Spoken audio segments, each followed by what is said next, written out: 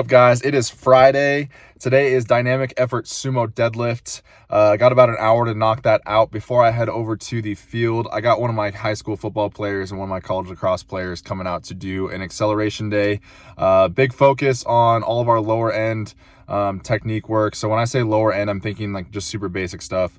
It's really the first day of sprint work on the field for Grady, who's the high school lacrosse player or high school football player, and then Leo, who is college lacrosse. He just got back into town a couple days ago, so he's coming off their fall like off season program. So for both of them, gonna be doing all of our basic acceleration work. And then, over break, and obviously for Grady, since he's in town 24/7, it's really just kind of our first sprint day out of the off season. We spent the last couple weeks since they finished up with playoffs doing a lot of indoor strength work, and then we're going to start getting into our speed work. Weather here in Colorado has been super nice, and so it really, kind of helps with it being a more mild state as far as weather goes. We can still get outside and get on the field throughout the winter. So yeah, follow along. First thing we got is dynamic effort sumos. Let's hit it.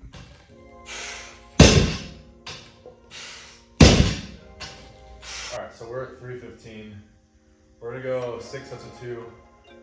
The set before this that you guys saw was just a warm-up set at 225. I did another warm-up set of 5 at 135.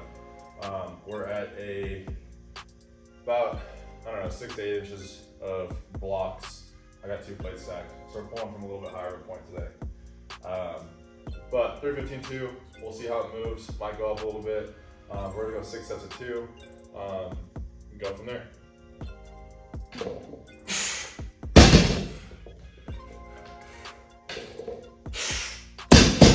Probably stay it that way.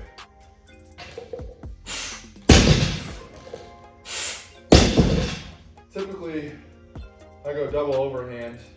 I think on this next set, third set, we're gonna go switch grip. I like the double overhand, it really saves the biceps. Sometimes you see people where they're in a switch grip and they tend to pull their bicep up, or like they flex their arm. That puts the bicep, excuse me, in a super dangerous position that we don't want to get into because we don't want to tear the bicep.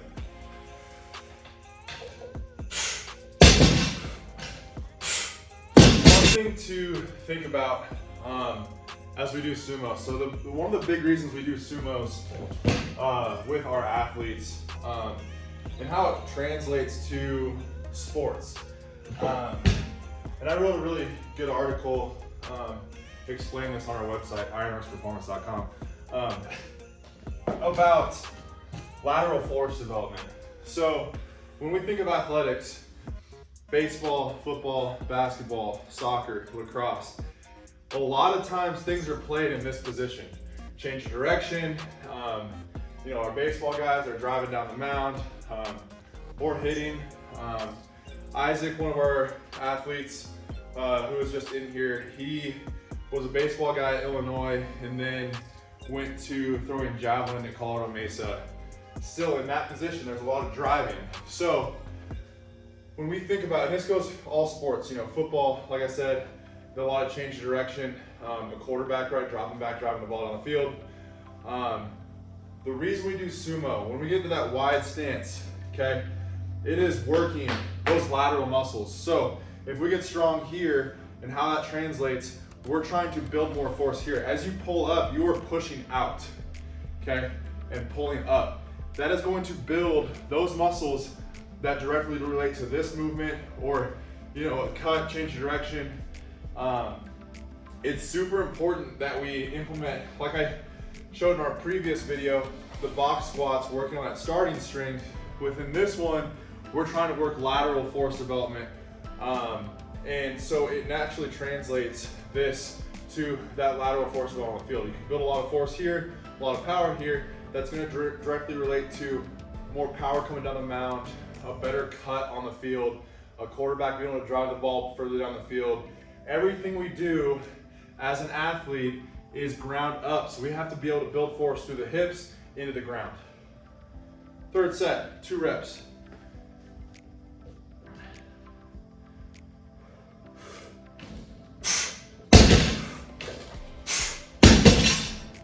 fourth set.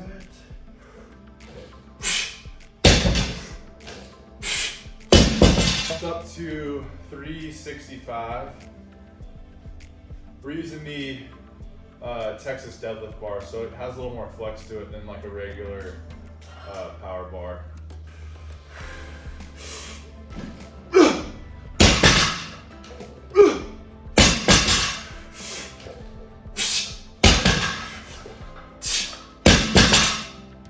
Final set.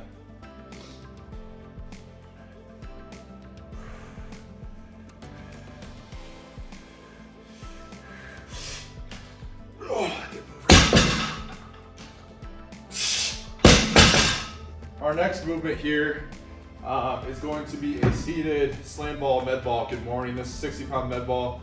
Going in an ultra wide stance here. Okay, that's going to help get it into the groin a little bit, but we are also working posterior chain. Should feel this low back area. We're going to go 12 reps.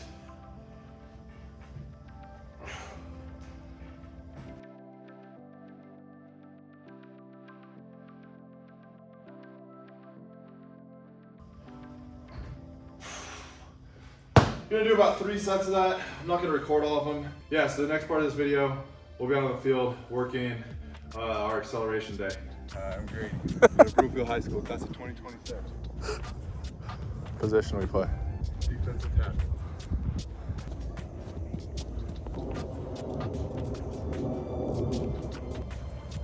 Baby bounds.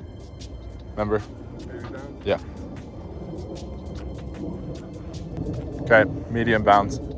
Try to get a little more height, drive the knee a little bit more. A little more pop off the backside. Max effort, go for height, not distance.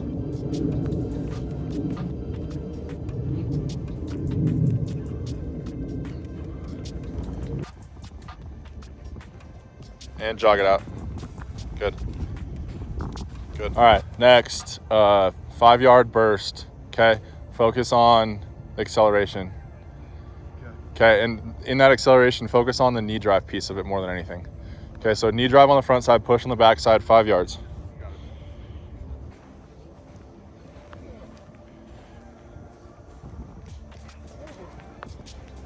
How'd that one feel? Good, I was focusing a lot more on deep drive than running fast in that one. Okay. Better. What'd you feel on that one? I felt like I was lower, I was coming up towards the end. Okay. I was definitely focusing a lot more on the second step knee drive. Yeah. And not landing so far forward, but Yeah. landing back and pushing out. Okay, good.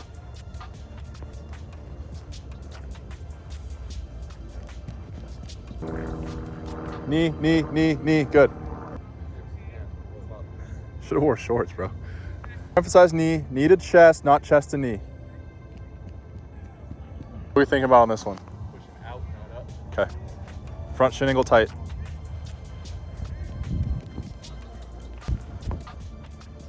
Ten yards full burst, think 15.